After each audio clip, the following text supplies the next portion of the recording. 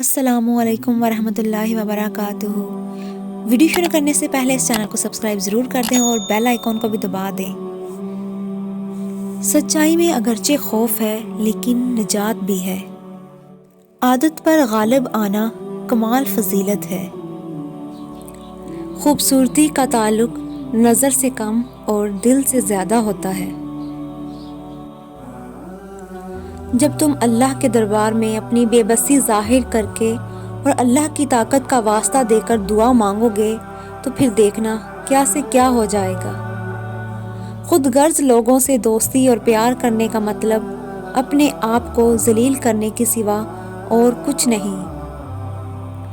ہمیشہ مخلص لوگوں سے رشتہ جوڑو کیونکہ وہ اچھے دنوں میں سرمایہ اور برے دنوں میں محافظ ہوتے ہیں۔